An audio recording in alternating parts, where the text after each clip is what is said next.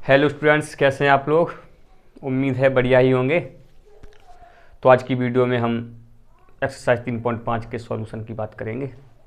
इससे पिछली वीडियो में मैंने आपको बज्रगुण विधि सिखाई थी, उसके बाद फर्स्ट पार्ट मैंने अपलोड कर दिया उसका सॉल्यूशन का, जिसमें करीब करीब 2 क्वेश्चन के 6 पार्ट हैं वो हमने कर लिए हैं। ठीक, तो उसमें तीसरा नंबर क्वेश्चन आज हम करेंगे, और जो हमारा तीसरा नंबर क्वेश्चन है वो है निम्न रैखिक समीकरण के गुण को प्रतिस्थापन एवं बज्रगुण विधि से हल कीजिए। ये रैखिक समीकरण का एक युग्म दिया हुआ है, पेयर दिया हुआ है, इसको आप बज्रगुण एवं प्रतिस्थापन दोनों विधियों से हल करें।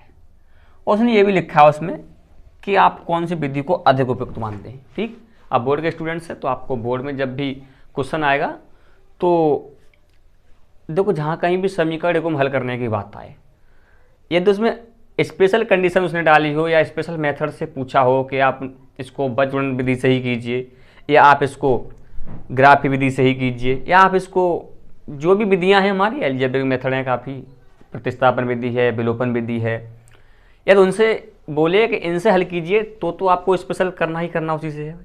लेकिन अगर मुझे लगता है कि आपको चॉइस खुद की मिल जाए, ठीक, कि आपको केवल समीकरण युग्म को हल करना है, विधि चाहे आप जो जाने उससे कीजिए, ठीक है, तो आप मुझे लगता है आप 2 विधियों की तरफ जाएंगे, वो है प्रतिस्थापन और विलोपन। ग्राफिकल मेथड और बज्रगुण विधि इतनी अच्छी नहीं लगती, शायद मैं आप बता रहा हूँ आपके लिए। ठीक, तो हमको अलजेब्रिक मेथड यूज करने हैं दोनों, वो है विलोपन और प्रतिस्थापन, उनसे ही आपको करने हैं। और सबसे अगर आपको अच्छा आता है तो सबसे जल्दी जो हो जाता है वो है अपना विलोपन विधि। ठीक, तो मैं यहाँ पर काफ़ी सारे क्वेश्चन कराऊंगा, वो विलोपन विधि से ही आपको सॉल्व कराऊंगा, और आप भी विलोपन विधि से सॉल्व करें। जिसको विलोपन विधि थोड़ी कम आती है वो बार बार करने की कोशिश करें। देखो, चीज़ें यार एक बार में स्वयं में किसी की नहीं आती।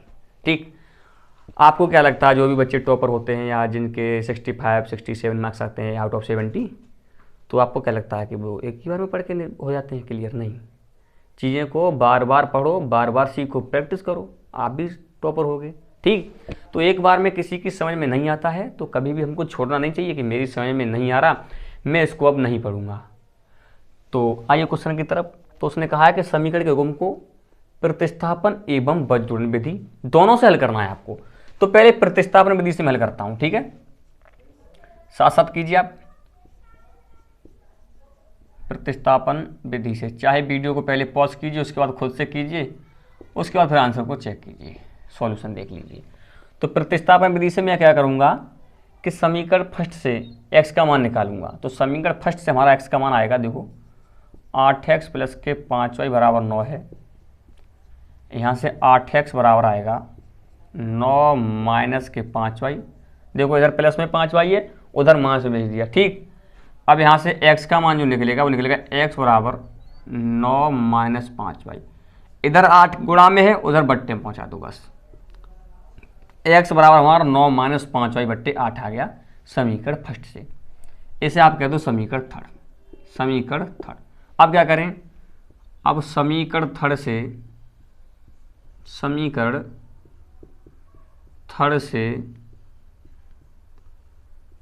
x का मान समीकरण सेकंड में ही क्यों रखे सर, फर्स्ट में क्यों रख सकते? तो मेरी बात ध्यान से सुनो बेटा।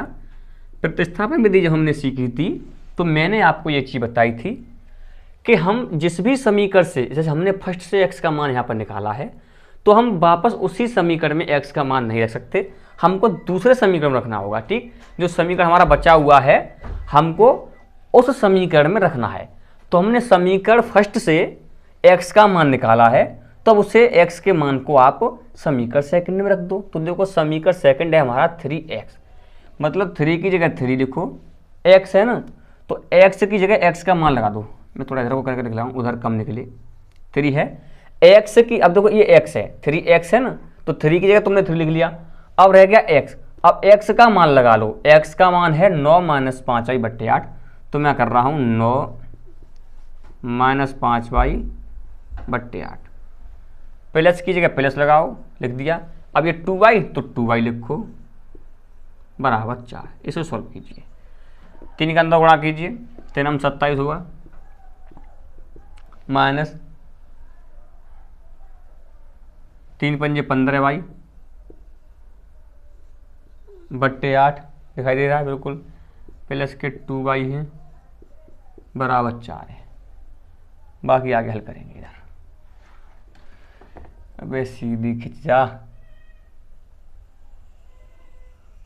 खिंची, ठीक है, काफ़ी हद तक सीधी है। अब देखो इधर क्या करोगे आप, 2y के बट्टे 1 मान लो, बहन जानते हो करने, 8 और 1 का एलसीएम लेंगे हम, दिख रहा है ना 1, दिख रहा होगा 1, थोड़ा बहुत नहीं दिख रहा तो उधर इसी चीज़ को मैं दोबारा से लिखूंगा। 8 और 1 का एलसीएम 8 ले लेंगे, 8 का भाग 8 में जाएगा, 27 माइनस 15y ही रहेगा इधर, तो 27 माइनस के 15y, इधर 8 दूनी 16y हो जाएगा प्लस का। भिंड जिसको करना आती है वो समझ चुका होगा, नहीं है तो वीडियो को दोबारा रिवर्स करके फिर से देखें, वो समझ में आपके आ जाएगा, और ये चीज़ सबको आती होगी। अब देखो माइनस के 15y प्लस के 16y घट जाएंगे, 16 में से 15 का 1y बचेंगे, आपको पता है एक प्लस की संख्या एक माइनस घटती है, 27 प्लस के 22 बट्टे 8 बराबर 4। 4 के बट्टे फिर 1 मानो आप, जिसके भी बट्टे नहीं उसके बट्टे को आप 1 मानिए, कैंची का गुणा कर लीजिए, तो देखो 27 प्लस 22 बराबर हो जाएगा यहाँ से 4 अट्ठे 32, या y बराबर यहाँ से आ जाएगा 32 माइनस के 27, या y बराबर 5। कोई दिक्कत किसी को बिल्कुल नहीं होनी चाहिए। प्रतिस्थापन विधि आती है, सर y का मान मिल गया, अब हमको x का भी मान निकालना है। हमको y का मान 5 मिल चुका है, अब यहाँ से हमको x का भी मान निकालना है। तो क्या करेंगे हम यहाँ से कि जो y का मान आया है उसे समीकरण थर्ड में रख दो। y का मान, इस प्रोसेस को आप बिल्कुल ध्यान में रखो कि 1 का अगर हमको मान मिल जाए तो उसको फिर हम समीकरण थर्ड में रख देते हैं, तो वहाँ से हमें डायरेक्ट मान मिल जाएगा। देखो समीकरण थर्ड है हमारा, x बराबर दिख रहा है, x बराबर 9 माइनस 5 बट्टे 8, तो x बराबर 9 माइनस 5y। अब y है, y की जगह 5 है बेटा, तो y की जगह यहाँ पर आप 5 लिख दीजिए, ठीक है, y की जगह 5 बट्टे 8। x बराबर क्या होगा 9 माइनस 25, 5 में 25 हुआ, तो 9 में से 25 घटेंगे माइनस के 16 बट्टे 8, 8 दूनी 16, तो x का मान आएगा यहाँ पर, x का मान आएगा माइनस के 2। तो x बराबर माइनस 2 और y बराबर 5 इस समीकरण के हल आपके प्रतिस्थापन विधि से मैंने निकाल दिए। आप फिर से खुद से कीजिए, चेक कर लीजिए, x का मान माइनस के 2 और y का मान 5, मैंने प्रतिस्थापन विधि से आपको ये हल करके दिखाए। उसने एक विधि और बोली है कि बीजगणित विधि से हल कीजिए, तो इसको आप पहले कर लीजिए, उसके बाद मैं बीजगणित विधि से करता हूँ, आप भी साथ साथ कीजिए। आप वीडियो को पहले पॉज कर लीजिए, उसके पहले आप कर लीजिए, उसके बाद आप सॉल्यूशन को देखिए। तो बात करेंगे हम बीजगणित विधि की, ठीक, स्पेस मुझको कम दिखता है, बाद में मैं देख लूंगा।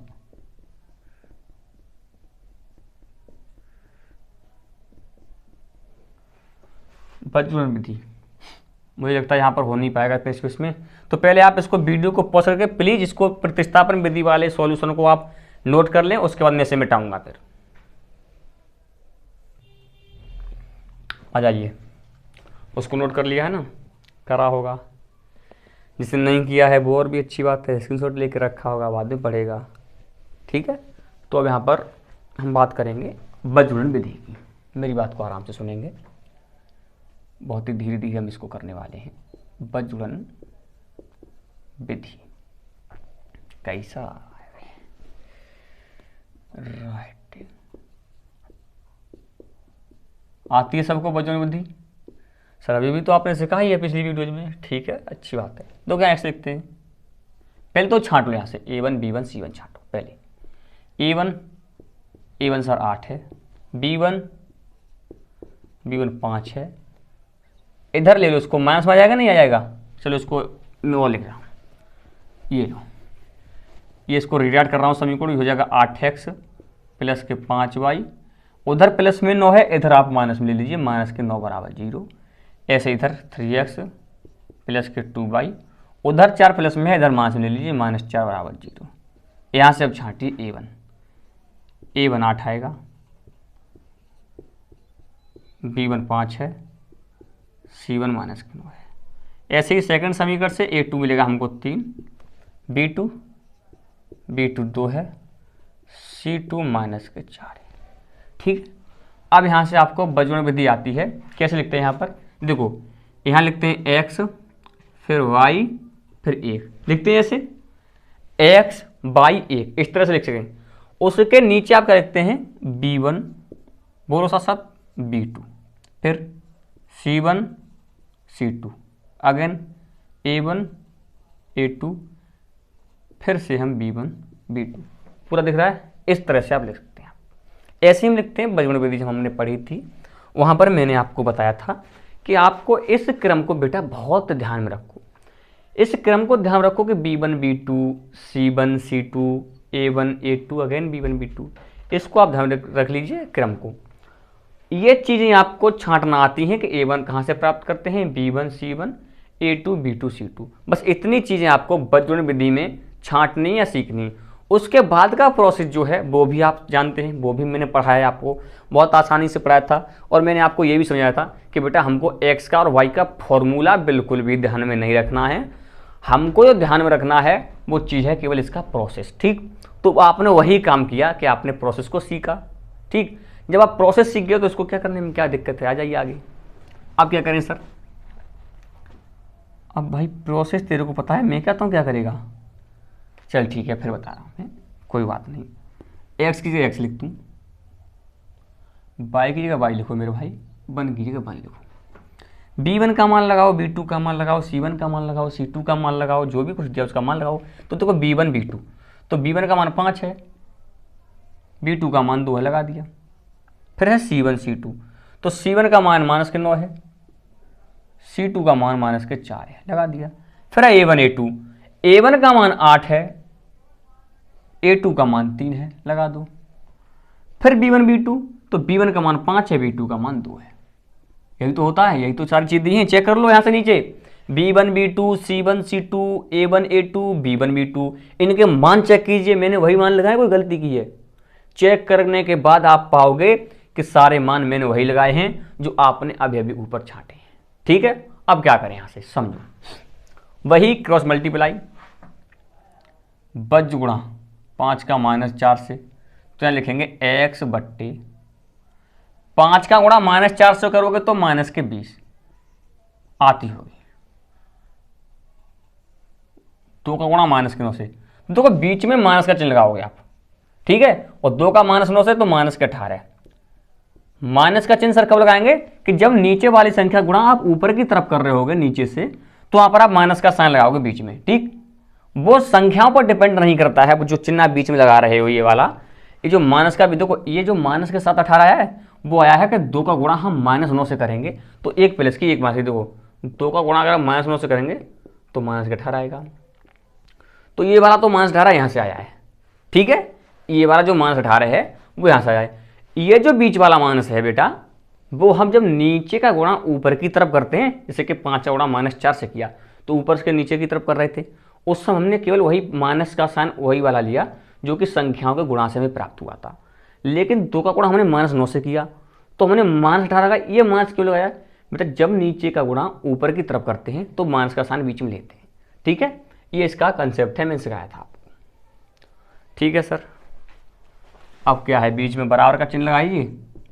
अब y का नंबर तो y लिख लीजिए, बट्टे माइनस के 9 माइनस के 27, बीच में माइनस का चिन्ह क्योंकि नीचे से ऊपर की तरफ गुणा कर रहे हैं, माइनस के 4 अट्ठे माइनस के 32, बराबर 1 है तो 1 लिखो, बट्टे 8 दूनी 16, नीचे से ऊपर की तरफ गुणा करेंगे -3 पंजे 15। यहाँ तो सबकी समझ में आया बिल्कुल। अब ये जोड़ घटाए सबको आते ही, ये वाले आते हैं, नहीं आते तो उसके अपनी कैलकुलेशन को मजबूत करो मेरे भाई। फिर क्या करोगे आप बोर्ड में, देखो माइनस का 20 है, माइनस से माइनस प्लस के 18 हो जाएंगे, ये माइनस के 20 है और ये प्लस के 18, तो माइनस के 20 और प्लस के 18 माइनस के 2 बचेंगे, तो x बट्टे कर दो -2 बराबर। ऐसे यहाँ पर देखो माइनस के 27 है, माइनस से माइनस प्लस के 32 हो जाएंगे। मेरी बात सुनो, ये माइनस से 27 है और ये माइनस से माइनस प्लस के हो जाएंगे 32, तो -27 + 32 क्या बचेगा, माइनस के 27 और प्लस के 32 क्या बचेगा, बचेगा सर प्लस का 5। ठीक है, तो ऊपर लिखो y/5 बराबर 1/16 से 15 का 1 ही बचा, 1/1 पूरा लिखो। ठीक है, समझने के लिए। अब क्या करते हैं कि पहले वाले के बराबर लिख दो तीसरे वाला और फिर दूसरे वाले के बराबर, मतलब पहले x के बराबर रख दो फिर y वाले के बराबर रख दो। तो x बट्टे माइनस 2 है, x बट्टे माइनस 2 बराबर 1 बट्टे 1 कर दो, कैंची गुणा कर लेंगे तो x बराबर आ जाएगा हमारा यहाँ से माइनस के 2। अब जब प्रतिस्थापन विधि से आपने हल किया था वहाँ से आप चेक करेंगे नोटबुक खोलकर, तो आपको वही मिलेगा कि x का मान वहाँ पर भी, अब देखो y बट्टे 5 बराबर 1 बट्टे के लिख दो, तो y एकन y और 5 एकन 5, तो y बराबर हमारा गया 5। अब ध्यान से पीछे के पेज पर लिखा हुआ दिख रहा होगा आपको कि x बराबर जब हमने प्रतिस्थापन विधि से मान निकाले थे वहां पर भी x बराबर माइनस 2 आया था और y बराबर 5।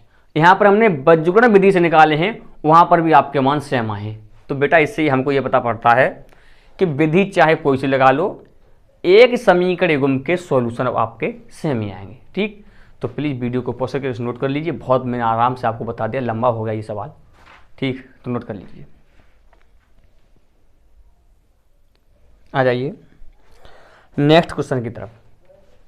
तो नेक्स्ट क्वेश्चन अगर आप एनसीईआरटी में अपनी देखेंगे तो उसने ऊपर ये 4 नंबर में आपको ये लिख रखा है कि नीचे कुछ समस्याएं दी गई। एनसीईआरटी बुक है, आप सभी के पास होगी, जो भी पढ़ रहा है एनसीईआरटी की बुक सबके पास होगी मैथ की। बेटा आप 10th में हो, सबके पास बुक होनी चाहिए, और है सबके पास, सारे बच्चे स्कूल जाते होंगे। तो देखो वहाँ पर उसने लिख रखा है कि नीचे कुछ समस्याएं दी गई हैं, उन्हें आप समीकरण युग्म बनाइए उस समस्याओं के और अपनी किसी भी विधि से हल कीजिए। उसने वहाँ पर आपको फोर्स नहीं किया है, जो विधि आपको अच्छी लगे उससे आपको यहाँ पर हल करना है। तो मैंने इससे पहले भी आपको बताया, अभी बताया था कि बेटा हमको जो विधियाँ पसंद है वो 2 विधि पसंद है, वैसे सबको पसंद है, कोई बच्चा इन दोनों विधियों से अलग नहीं जा सकता। कोई बच्चा नहीं कहेगा कि मुझको ग्राफिकल मेथड पसंद है या मुझको ये तुम्हारी बज्रगुणन विधि पसंद है। आप लोग बस यही बोलोगे कि प्रतिस्थापन या विलोपन, जिसको ज़्यादा तेज़ी से करना है वो विलोपन से करता है, जिसको आराम धीमे धीमे करना होता है वो प्रतिस्थापन से करता है। ठीक, तो तेज़ी से करें, विलोपन विधि सीखें यार, तेज़ी से करना है सारी चीज़ें। ठीक है, तो आ जाइए आप यहाँ पर, नंबर आपको बराबर मिलेंगे चाहे किसी भी मेथड से आप हल कीजिए, इस चीज़ की टेंशन मत लीजिए आप। ठीक है, नंबर आपको वही मिलेंगे। तो सवाल नंबर अपना फर्स्ट है, वो है एक छात्रावास के मासिक व्यय का 1 भाग नियत है। एक छात्रावास है जिसके मासिक खर्चे का 1 भाग फिक्स है कि आपको इतने रुपए तो जमा करने ही करने हैं, इतने रुपए महीने पर जमा करने हैं, ये फिक्स है, तथा शेष इस पर डिपेंड करता है कि छात्र ने कितने दिन भोजन लिया है। अच्छा, एक तो भाग उसका फिक्स है कि आपको इतने रुपए महीने पर जमा करने हैं, उसके बाद शेष इस पर डिपेंड करता है कि उसने महीने में कितने दिन भोजन लगाया, कितने दिन खाना खाया है, उसका आपको पर डे भोजन के हिसाब से देने पड़ेंगे कि एक दिन के भोजन के हमारे इतने रुपए हैं, आपने कितने दिन भोजन लिया है वो और इंक्लूड करो उसमें, और फिक्स जो है रुपया वो तो आपको देना ही देना है। ठीक है, अब उसने कुछ बच्चों के बारे में बताया कि जब एक विद्यार्थी ए कोई विद्यार्थी है जो 20 दिन भोजन करता है, उसे 1000 जमा करने पड़ते हैं, जबकि एक विद्यार्थी बी है जो 26 दिन भोजन करता है, उसे 1180 रुपये देने पड़ते हैं। नियत व्यय तथा प्रतिदिन के भोजन का मूल्य, मतलब कितनी वैल्यू उसकी फिक्स है भाई, और प्रतिदिन का कितना चार्ज ले रहा है वो खाने का। तो सबसे पहले माना सपोज डेट, या माना के नियत व्यय, माना नियत व्यय, नियत जो खर्चा है उसका, या नियत जो व्यय है, या नियत रुपए जो हमको जमा करने पड़ते हैं, वो मान लिया मैंने 100 रुपये। बेसिकली बात है भाई 100 रुपये, हम क्योंकि 100 रुपये पर मंथ आपको जमा करने हैं, ये मैंने मान लिया। मैं ये मान लेता हूँ कि प्रतिदिन के भोजन का खर्च है, कितना मान लूँ, 22 रुपये, 22 से आगे कहाँ जाएंगे हम। मैंने ये भी मान लिया कि हमारा जो प्रतिदिन भोजन है उसका खर्च है या मूल्य है वो है 22 रुपये। ठीक है, मतलब महीने पर हमको 100 रुपये जमा करने हैं और 22 रुपये एक दिन के भोजन का है, 22 रुपये एक दिन के भोजन का है। अब यहाँ सुनिए, अब वो कह रहा है ये जो विद्यार्थी है उसने 20 दिन भोजन किया है। बहुत ध्यान से देखो, उसने जो फिक्स वैल्यू है, जो फिक्स रुपए हैं वो जमा करने हैं, प्लस 20 दिन के भोजन के रुपए जमा करने हैं। फिक्स वैल्यू 100 रुपया है वो जमा करने हैं, प्लस 20 दिन का भोजन का रुपया जमा करना है, उसके बाद उसे 1000 रुपये देने पड़ते हैं, उसका बिल बैठता है 1000 रुपये टोटल। तो देखो इसका समीकरण यहाँ से बनेगा, पहले का ए के लिए यहाँ ला लो, ए के लिए देखो 100 रुपये उसको जमा करने ही करने, क्योंकि भाई वो नियत है, फिक्स है इतने। अब उसने 20 दिन भोजन किया है, तो एक दिन का रुपया कितना है भोजन का, 22 रुपये, 20 दिन का 20 22, इनको मिलाकर वो 1000 रुपये जमा कर रहा है। कितने रुपये जमा करना है? 1000। 100 रुपये और 20 रुपये, 20-22 रुपये भोजन के करके 1000 जमा करना है। ये है वो समीकरण फर्स्ट। ऐसे ही बी के लिए बात कर लेते हैं। वो भाई बी भी है, चाहे कोई हो, चाहे सी हो, चाहे डी हो, 100 रुपये तो उसको देने ही देने हैं। एक्स वाई फिक्स है। 26 दिन भोजन है, 26 दिन का रुपये हो गया 26 वाई बराबर उसने जमा किया 1180। ये हो गया आपका समीकरण सेकंड। समीकरण फर्स्ट और समीकरण सेकंड आपको यहाँ से मिल चुका है। अब यहाँ से रह जाती है आपकी ये मर्जी कि आप किस विधि से यहाँ पर हल करेंगे, कि प्रतिस्थापन से करेंगे या विलोपन से करेंगे। तो मैं कोशिश करता हूँ उससे विलोपन विधि से करने की। आप जो चाहें उससे कर सकते हैं, मैं इधर कर रहा हूँ विलोपन विधि से। समीकरण को लिख लो आप एक बार। x प्लस 20y बराबर 1000। देखो कैलकुलेशन में किसी को भी कोई प्रॉब्लम नहीं होनी चाहिए भाई। कैलकुलेशन में बहुत अच्छे से धीरे धीरे सिखाइए आपको। ठीक है। अब देखो विलोपन विधि सबको आती है। एक किसी को हम बराबर करते हैं, तो ये x है, ये x है, ये बराबर है। हमको किसी को बराबर करने की जरूरत नहीं है। अभी दोनों प्लस के कटेंगे नहीं, तो लिख देते हैं घटाने पर। क्या कर देंगे यहाँ? घटाने पर। ये माइनस, ये माइनस, ये माइनस, x से x कैंसिल हुआ। 20y में से 26y गई, माइनस के 6y। 1000 में से 1180 निकालेंगे, माइनस के 180। माइनस से माइनस कैंसिल, y बराबर 180/6 या y बराबर आ गया 30। y का मान कितना आ गया? 30। अब क्या करें सर? अब ऐसा करो मेरे भाई, जो y का मान दिया है ना, वो किसी समीकरण में रख दो। तो मैंने y का मान समीकरण फर्स्ट में रख दिया। समीकरण फर्स्ट में रखने पर देखो x की जगह x प्लस 20y, 20 और y की जगह 30 कर दो। y का मान 30 है, तो y की जगह 30 कर दिया, बराबर 1000 है। बराबर 1000। क्या करें? 20 का 30 तो करोगे 600 आएगा, तो यहाँ से मिलेगा हमको, बनेगा x प्लस 600 बराबर 1000। x प्लस 600 बराबर 1000। अब 600 इधर किस में है? बोलोगे सर इधर प्लस में है, उधर माइनस में। तो x बराबर 1000 माइनस के 600, या x बराबर, x का मूल आया 400। x क्या था सर? x सर हमारा नियत व्यय था। देखो नियत व्यय कितना था? 100 रुपये। तो सर हमारा नियत व्यय आया है, या जो नियत खर्चा है महीने का, वो तो है सर 400 रुपये। y क्या था? y था सर प्रतिदिन भोजन का मूल्य या प्रतिदिन भोजन का खर्च। तो प्रतिदिन भोजन का खर्च कितना आया है? y का मान 30 रुपये। तो आप लिख दोगे पर डे, या प्रतिदिन जो भोजन है उसका मूल्य होगा, वो है सर y का मान है 30 रुपये। ठीक है। तो ये आपके दो आंसर आएंगे। आप NCERT की आंसर शीट से जाकर चेक भी कर लें इसको। ठीक। तो प्लीज़ वीडियो को पॉज करके पहले इसको नोट डाउन कर लीजिए, उसके बाद हम नेक्स्ट सवाल की बात करते हैं। आइए आपके NCERT का नेक्स्ट जो क्वेश्चन है सेकंड नंबर, वो आपसे कह रहा है एक भिन्न 1/3 हो जाती है जब उसके अंश से 1 घटाया जाता है। तो पहली बात तो देखो भिन्न का हमको बताना चाहिए कि अंश क्या होता है, भिन्न में हर कौन सा होता है। जानते हैं आप बेटा? किसी भी भिन्न का जो ऊपर वाला पार्ट होता है उसे हम अंश कहते हैं, और नीचे वाले पार्ट को हर कहते हैं। इतना आप ध्यान रखो। ठीक। सिंपली भाषा में देखो, कोई भिन्न अगर p/q है, सपोज दैट कोई बट्टे p/q है, तो उसका ऊपर वाला पार्ट हो गया क्या? अंश हो गया। नीचे वाला पार्ट क्या हो गया? ये हर हो गया। ये आप ध्यान रखते हैं। बोलोगे सर छोटी चीज़ है, कक्षा 1 से पढ़ी है। बहुत अच्छी बात है बेटा। आता तो देखो यहाँ सुनो मेरी बात सुनो। देखो सबसे सरल जो समीकरण बनाना है, कि देखो समीकरण बनाने में बच्चों को कठिनाई आती है, मुझे अच्छी तरीके से पता है, क्योंकि मैं बच्चों को पढ़ाता हूँ, ऑफलाइन में पढ़ाता हूँ, तो वहाँ से मेरे पास ज़्यादातर प्रॉब्लम जो आती है बच्चों को, वो समीकरण को बनाने में आते हैं। देखो समीकरण सॉल्व करना तो ज़्यादातर बच्चा सीख ही लेता है। अब समीकरण को सर हम बनाए कैसे, उसमें प्रॉब्लम आती है। तो बेटा देखो बहुत सिंपल है। भिन्न का समीकरण सबसे सिंपल होता है। भिन्न का समीकरण बनाना सबसे सिंपल होता है मेरी नज़र में। अगर आप मुझको पूछोगे तो मुझे लगता है कि भिन्न वाले क्वेश्चन से सरल किसी का भी समीकरण बनाना नहीं होता। हालांकि सब चीज़ का समीकरण सरल ही होता है, लेकिन बच्चों को कठिन लगता है। तो मैंने उसका एक ही चीज़ बताया है बेटा, प्रैक्टिस। बस और बस प्रैक्टिस, और कुछ नहीं इसमें। देखो वो कह रहा है कि एक भिन्न है। अब हमको भिन्न नहीं पता, तो माना भिन्न। डाट भिन्न मानो, माना भिन्न। क्या मान लें? x/y मान लें? बिल्कुल मान लो सर। अब इसमें x क्या हो गया? x हो गया अंश, और y क्या हो गया? हर। पता है? बिल्कुल। अब कह रहा है एक भिन्न है, वो 1/3 हो जाती है जब उसके अंश से 1 घटाया जाता है। अब भिन्न x/y है, उसके अंश में से हम 1 घटा दें, x में से घटा दें, ये अंश x है, एक्स में से ए घटा दें, नीचे वाई का वाई रहने दें, तो भिन्न वो 1/3 हो जाती है। पहली कंडीशन थी। पहली कंडीशन लग गई? बिल्कुल सर। इसको सीधा कर लो आप कैंची गुणा करके। 3x माइनस के 3 बराबर वाई, वाई इधर ले आओ, 3 उधर भेज दो, तो 3x माइनस के वाई बराबर 3। देखो वाई उधर प्लस में था, इधर माइनस में ले लिया, इधर 3 जो माइनस में था वो उधर हमने प्लस में भेज दिया। कोई दिक्कत किसी को? बिल्कुल नहीं सर, ये तो चीज़ हमको सॉल्व करना आती है। समीकरण फर्स्ट इसको कह दो आप। सेकंड कंडीशन लगा लो, यहाँ लिख रहा हूँ मैं सेकंड कंडीशन या स्थिति सेकंड, जिससे आपको पता पड़ जाए।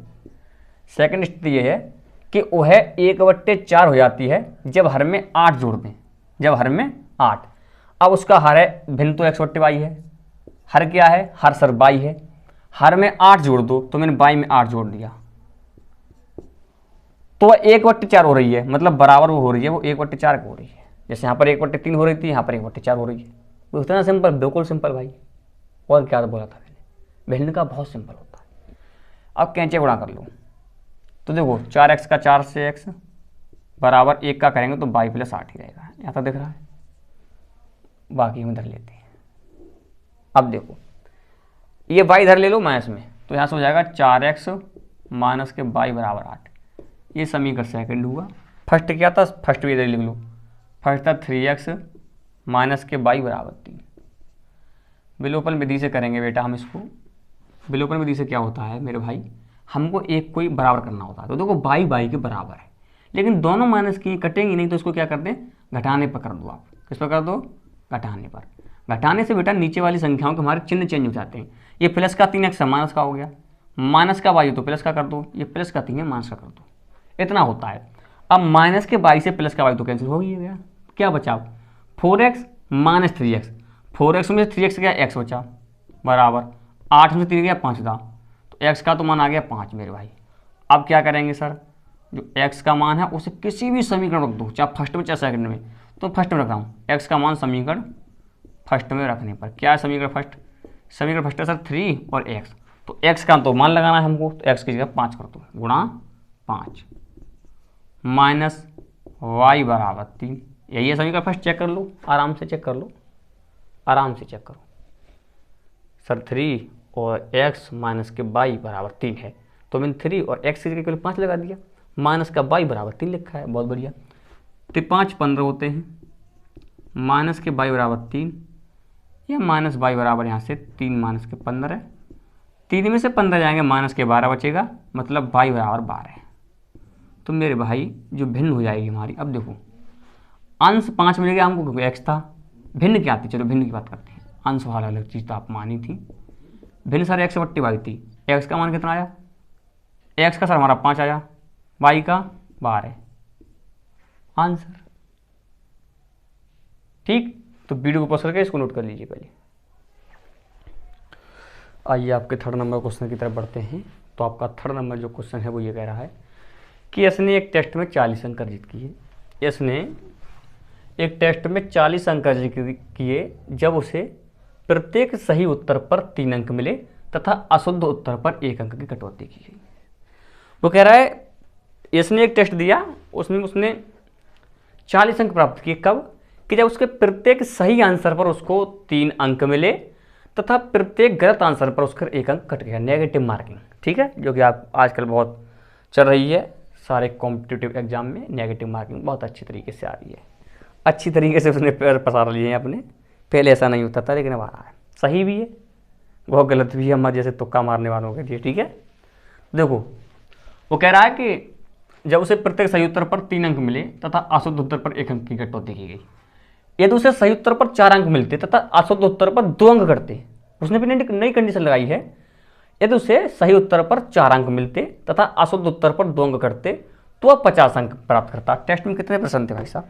तो मेरी बात सुनो, जैसे किसी बच्चे ने 10% सही किए, एक टेस्ट में 10% सही किए और 5% गलत किए, तो टेस्ट में कितने प्रश्न थे?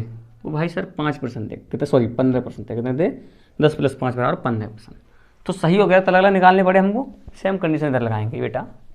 क्या करेंगे कि माना सही प्रश्न, माना सही किए उसने प्रश्न, ठीक है, एस ने सही प्रश्न कितने किए हैं, तो माना सही प्रश्नों की संख्या उसने x है और गलत प्रश्न किए हैं उसने y।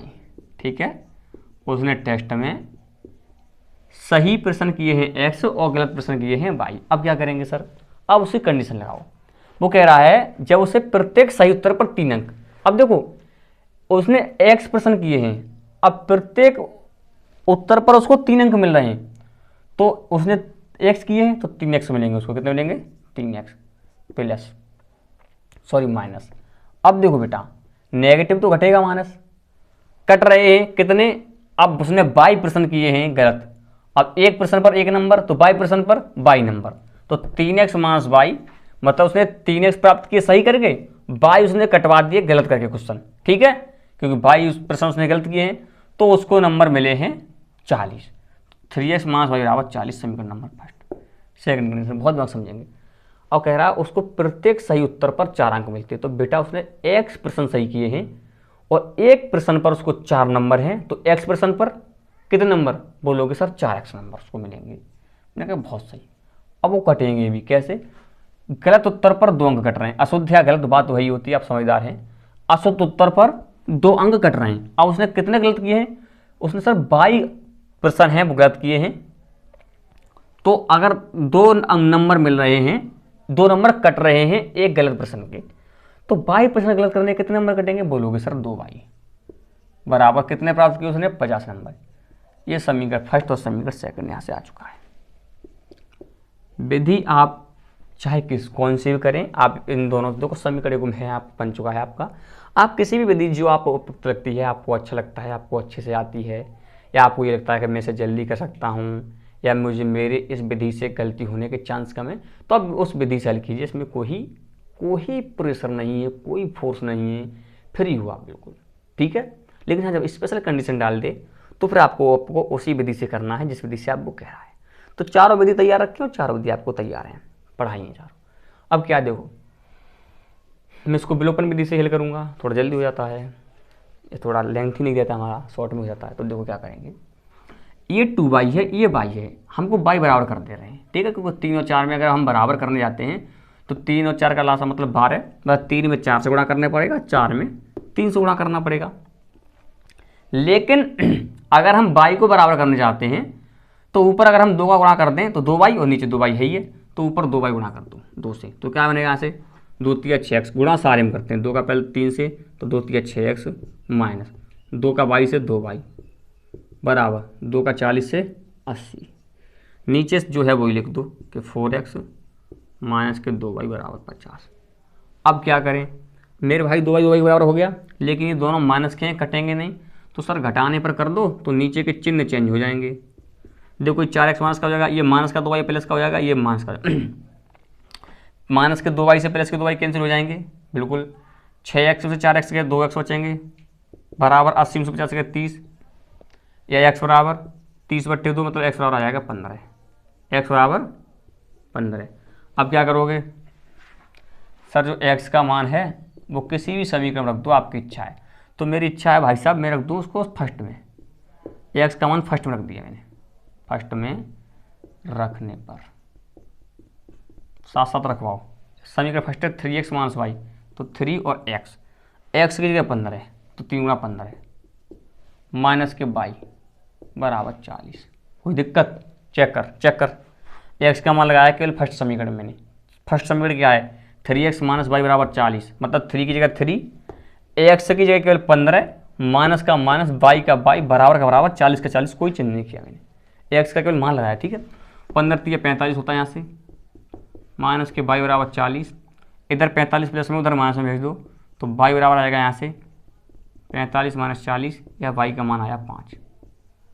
मतलब मेरे भाई उसने x प्रश्न मतलब सही कौन से प्रश्न किए थे, सही किए थे x, मतलब 15 प्रश्न उसने सही किए थे और 22 प्रश्न गलत किए थे। 15 प्रश्न सही थे तो कुल प्रश्न कितने हो जाएंगे, वो होंगे x प्लस y। सही हो गया, टोटल प्रश्न थे तो सही आए हमारे 15, y गलत आए तो 15 5 20 प्रश्न थे। आंसर चेक कर लो एनसीईआरटी की आंसर शीट से जाकर कि बेटा उसने कुल 20 प्रश्न आए थे उस टेस्ट में। ठीक है, तो वीडियो को पॉज करके इसको नोट कर लीजिए, दोबारा से खुद से एक बार और कीजिए, मज़ा आएगा करने में।